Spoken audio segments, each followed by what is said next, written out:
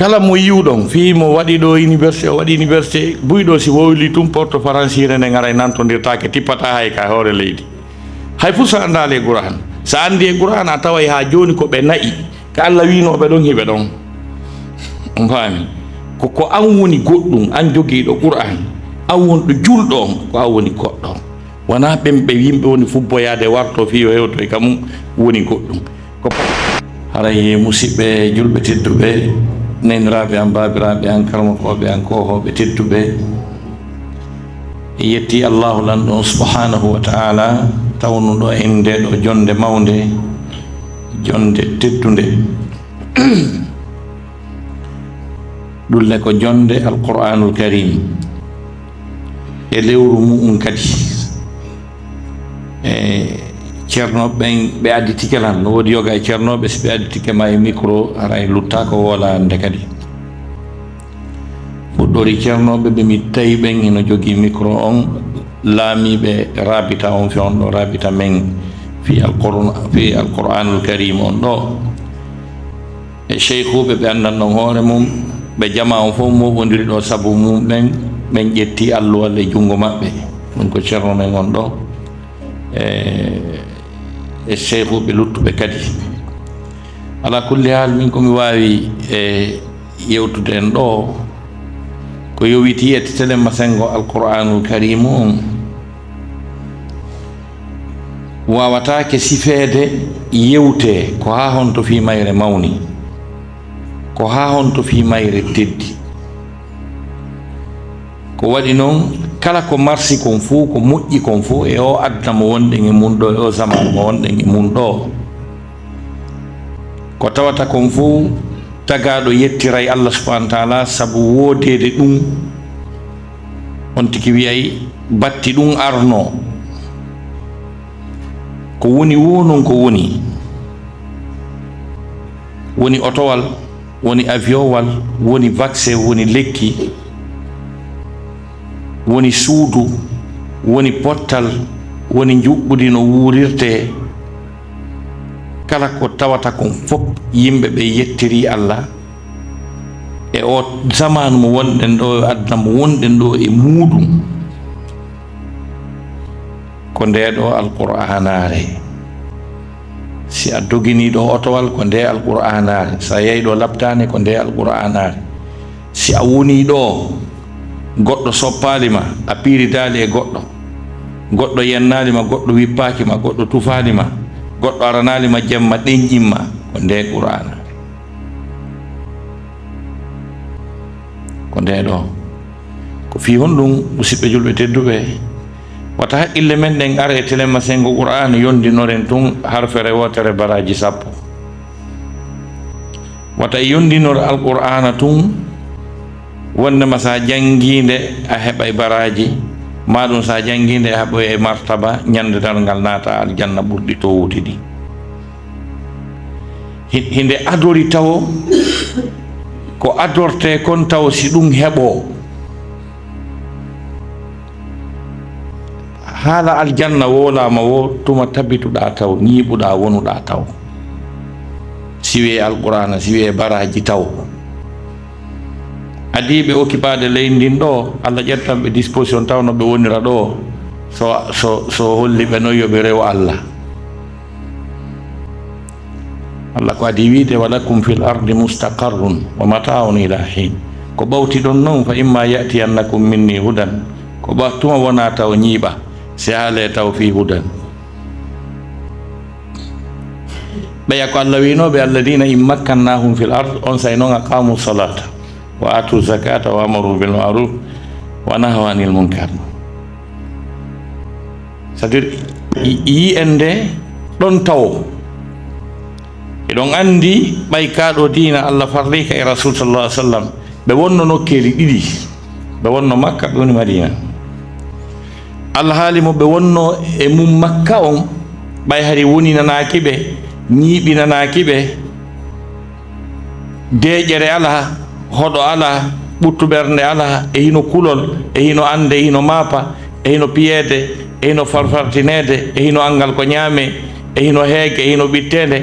on sayi hay sharia on hari o timminanali ɓe hari tugali l'islam den buy e majje hari farla ka e hoore mabbe ko be onno makka hay beru farlano den hari de timma masan julde nen hari farlama kono hari julde nen timma goy hari fana ko darde didi alan sara ko darde didi geje ko darde didi ko do wadi musibbe men buyi be tawata sanani hibe yewta e vision ji mabbe ko be yi kon ayay barkidugol alluwal mabbe ngal c'est-à-dire ko be jangi kon ko tata kon hino fandi moƴƴa par exemple haaloɓe fi nelaɗo moɓano yimɓe denna bo nelaɗo waɗano denna bo ni e ni yaahi ko ɓiɓɓe jelo ɓe jibinana ɓawoɓe nelede si ɓe jibinanano ɓiɓɓe ko jeloɓe jibinana makka ko jeloɓe jibinanano madina si toon ɓe onno makka hay farillaji ɗin tigi tigi ɗin timmali ko haala moɓagol denna boɗon e stew naɓete stew naɓatake ma pinnoɓe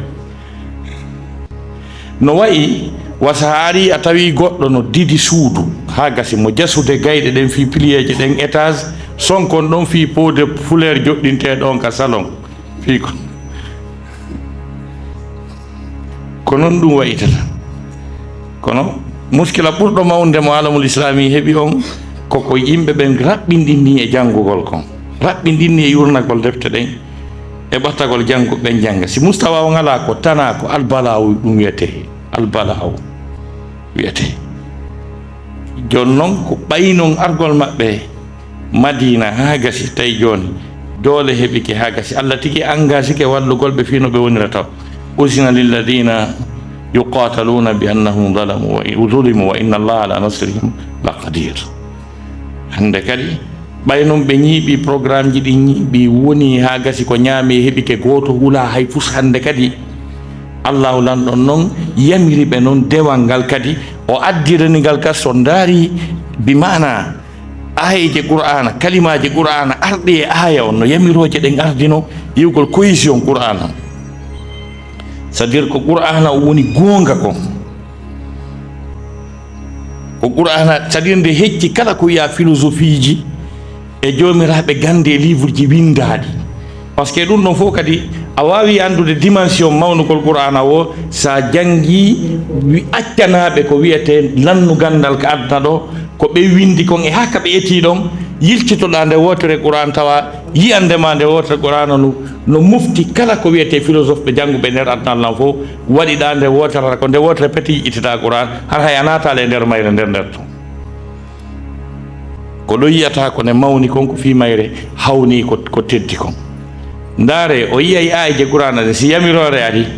on taway kalima kala kaka place mum o wawata wonde si sansidirama tun a yeyay allah on alladina in makkannahum fil ard aqamu salata en wa atawu zakata de wa amaru bil ma'ruf tati wa nahaw anil munkar nay si tawno hara ko goɗɗum ngo additino aqamu salata on harayno allah waɗi par exemple hara ko zakka on additi salata on haray allah waɗi donc koko tawata kon ɓay ko fuɗɗode nden ni koko ɓuri newade kon ɓay hiɓe yalti e probléme fewon ɗo koko ɓuri newade kon allah lan ɗon adorantoɓe ñennugol julde nden anni ñennugol julde no weeli fi ɓuri wigol adde mbuuɗi ka on sayno wa atu zakat yamirgol kadi wiye waɗe no ɓuri welde fi edi acce wa amaru bil ma'ruf wa nahaw anil munkar on fam donc juɓɓudi mundi juɓɓudi qur'ana on fi mum no mawni donc ko fiyon ɗum waɗi simi inni mawnugol mayre e teddugol mayre yoni kala développement kala ko wirɗa alhamdoulillahi rabbil alamina ɗo woni ko aviowal ƴawɗa woni ko jiru yarɗa ɗo woni ko vaccin vaccinalɗa ɗo kala ko heɓuɗa ɗo ko sabu alqur'anul karim waɗi si woni ko dalil men honɗum jogiɗen e ɗum ko sanga fewdo kandi tippotono ko honno adna on fewdorno ko honno adna on fewdorno adonde tippade fewdo kandi tippotono ɗon tigi tigi est-ce qu'on parlait de droit, est-ce qu'on parlait de l'équité, est-ce qu'on parlait des droits de l'homme, des droits de la femme, des droits des enfants, est-ce qu'on parlait de la législation, est-ce qu'on parlait de la science, est-ce qu'on parlait du développement, est-ce qu'on parlait de la quiétude en ce moment, avant l'avènement du Coran. L'avènement coranique a suscité un élan, un changement positif, une tournure. ko ɗum ɗon taw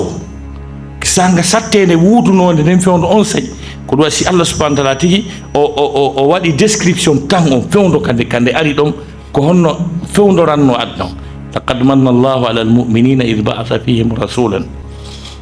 faami Allah dalde o moƴƴike e gonɗinɓe ɓen dey tuma nde o neli nelaɗo e maɓɓe min anfusihim jeeyaɗo e maɓɓe yuallimuhumul kitaba wal hikmata wa yuzakkihim wa yuallimuhumul kitaba honno wa yuallimuhumul kitaba wal hikmata wa in kanu min qablu la fi dalalin mubin c'est à dire majjere nde Allah subhanahu wa ta'ala faandi ɗon ne sanga ka qur'ana on ari ɗon tawa ɗum ɗon ko d'une façon globale situation socio culturel mo qur'ana on tawtuno yimɓe ɓen wadkuru ni'matallahi alaykum id kuntum a'da'an fa allafa bayna qulubikum fa asbahtum bi ni'matihi ikhwana si tawi yimɓe woni wardoɓe piiroɓe tun no haale ɗon fi on tigi harfere wotere baraji sappo no haale ɗon fi juulugol on faami haɗi ɓe jasi ngay ka kaɓe fof ɓe heƴata e muɗum ɓe huɓɓi yiite leɗɗe kaaba anduɓe fuuta ɓen ɓe daasindiri ha ɓe hewti ka toon yiite lutti yo ɓe ukkinirde toon ɓe lanna wa kuntum ala safa hufratin min annari fa anqadakum minha on faami haɗi ko ɗon situation on fewndino donc situation qur'ana on ka 7e siècle fewndo ka nde ari ɗon garno jeɗɗaɓo ɗon ko portoɓen tigi ɓe sikkuɗen ɗo ɓen no fini so yi suka no jemba porto ngalɗa e ko porto waɗi hay fuu so anda e qur'an kala mo yiwɗon fi mo waɗi ɗo université o waɗi université buyɗo si wowli tum porto faransire nde gara nantodirtake tippata hay ka hoore leydi hay fuu so anda le qur'an sa andi e qur'an a taway ha joni ko ɓe nayi ko Allah winoɓe ɗon hiɓe ɗon on faami ko an woni goɗɗum an jogiiɗo qur'an an wonɗo julɗo on ko an woni goɗɗo on wona ɓen ɓe yimɓe woni fubboyade warto fi o hewto e kamum woni goɗɗum ko par ce que ko kamɓe tigi waɗi description tammo qur'ana on ari on ɓe le Coran a été révélé au 7e siècle. Le 7e siècle correspond au Moyen-Âge européen. Le Moyen-Âge européen était caractérisé de quoi? Une barbarie, un alphabétisme. C'est-à-dire portoire anda kono dolo ke bornote conduite droit conduite développement conduite science fewno kadi tippiɗon hari adda on kadi maapike ko ñaame ala jam ala fo ma poti e hoore mum ha tawi jinna e kalu yagal muɗum ka adna on fewndi ɗon jibike ko honno wurere mum fatirta jinna tigi wa anna la nadiri asharrun urida biman fil ardi am arada bihim rabbuhum rashada ko kamɓe laaɗi découvrugol qur'ana kadi jinna maapi ha waɗi réunion daren ko hurɓini hino wadde tana waɗa e joni ma moƴƴere ala ɗi senditi jinde ɗaɓɓi ton ko hunɗum kono moƴƴere hino arde on faami nde ɓe arno ha gasi ɓe tawi qul uhiya ilayhi annahu istama'a nafarun min aljinni fa qalu inna sami'na madha qur'anan ajaban yahdi ila rushd eɗon andi ko ɗum wiyete rushd hara ko terme étymologique définition ko wiyete rushd ko on faami donc sifa ɗin piiji tan on permettata en komi faala e wiide tun ko wonnema kala mo Allah geɓi e ko wiyete qur'ana kon haray o heeɓi ko ɗaɓɓa kon adna wala haraw fayɓe ɓen no ɓe holliri noon berko o yi Oustad Abdallah ɗo ko ɓe wi niveau Moustapha mo ɓe jogui on fof ijasaji ɗi ɓe jogui ɗin fof wonde ɓe sodoto ɓe ya Mauritanie ken noon sika ko sodogol makiti ɓe yeehi ko janggoygol qur'ana ɓe yeehi faami ndende jangete andatake ko ha on to dimension mayre on e gande ko woni e nder mayre ko wallahi min ka adda ɗo ko mi yiyata komi sunantowo ko mi yiyata ɗo goɗɗo no dasa ɗo to wi mi suno ma no didi ɗo étage mi suno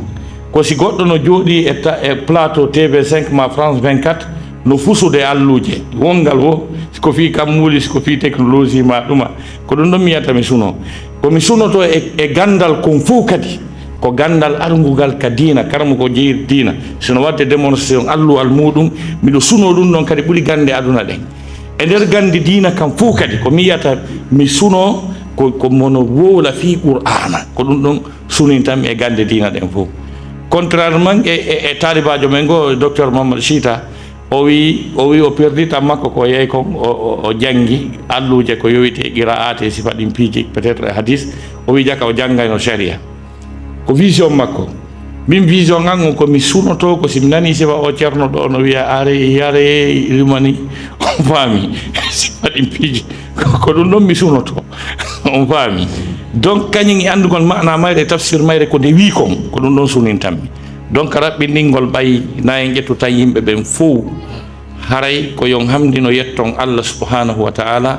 onon ɓe Allah subhanahu wa ta'ala geɓi ndeɗo deftere ko waɗi noon ko kayre woni ko daɗɗani aduna on ko wiyete jam ko wiyete ɓuttu ko sabu ɗum waɗi si qur'anade nden lewru suumaye ndun ko ndu heɓiri valeur ndu heɓiri teddugal koko tawi ko ndeɗo qur'anare tippinama e mayre adali chahru ramadan alladi unsila fihi alquran hudan linnas on hudan linnasi ɗon heewa e qur'an ka wiyete qur'an wona hudan linnas heewa ton hudan lilmuttaqina hudan muslimina muminina musinina ko ɗum ɗuuri toon kono deññande ko Allah wani hudan linnas hari humanité on ko wiyete yimɓe kon no hatto jinni e droit de l'homme e haqqe e développement e science e ɗiɗo piiji kon fof hari l'humanité avait besoin d'une direction. C'est ce qui fait que Dieu dit le mois béni de Ramadan au cours duquel le Coran a été descendu, c'est une direction pour toute l'humanité. Donc à partir de ɗon haala fi zarra haala fi développement haala fi science haala fi kammuuli haala fi piiji ɗi fof hino e nder mayre haray yo jama on faamu koko mawni koko teddini ko hunde wotere mawɓe fayɓe ɓe wallahi jente moƴƴe ko no haalande kon mo ƴetti $1 million jonni Oustaz Abdallah $1 million mi wigoy kadi jonni Oustaz Abdallah fi Oustaz Abdallah no hunjini ɓiɗɗo mum Qur'an wallahi haray ɓe yoɓali Oustaz Abdallah harfere wotere Qur'an ko ɓe janni ɓiɗɗo maɓɓe on ko $1 million mo ƴetti ɗum jonni Oustaz Abdallah jente moƴƴe ko mi wi kon ko ñalorma kadi na jamma ɗo renimi sakko ona mi suuɗoto ni mo ƴetti $1 million jonni Oustaz Abdallah fi Oustaz Abdallah no hunjini ɓiɗɗo mum alqur'ana haray harfere wotere alqur'ana ko Oustaz Abdallah bi maana longini suka maɓɓe on ɓe yoɓalde taw kala ko jonnuɗon ɓe wiye ɗon tori duha taw wi o yoɓi dey siko joddi haray Allah wiya o yoɓali wonay fus o jonnali wiye ɗon tori du'a ko jonnuɗo o kono wata yoɓude harfere qur'an nde goɗɗo longini goɗɗo par ce que fi aljanna on kañum kadi hiɗen andi goɗɗo aroye ñaawe laakara golle makko ɗen fof peese tawe ko moƴƴa ɗen woni ko fooli o jonne biye natugol aljanna ko hadi selluɗo o fokkitata ka aljanna waraka tambugal malayka ɓe wiya kon to onda yaade way daka ka aljanna moni yaade ɓen kon ɗum holli men ɗo duwa arde ɗo o jonnati kam ɓen no way ko gonga duwa arde ɗo ko gonga kono yaw ɗaɓɓitoya jannuɗo ma yaw ɗaɓɓitoya jannuɗo ma diina kan ha famuɗa ka tawi aray ɗo adda on taw o yahano ya ceerno makko on o adda malayka ɓen udditana on bafalngal o naati so naati ɓen nan kad naat noon kono ɗum ɗowama addade natude joni noon ko ɗum eɓɓodire qur'ana ɗum ende $1 million no a yoɓude ɗum ɗon ko fi on faamu quoi mana ko mi haali kon haray ko ɗum won nder ton assalamu aleykum wa rahmatullahi taala wa barakatuh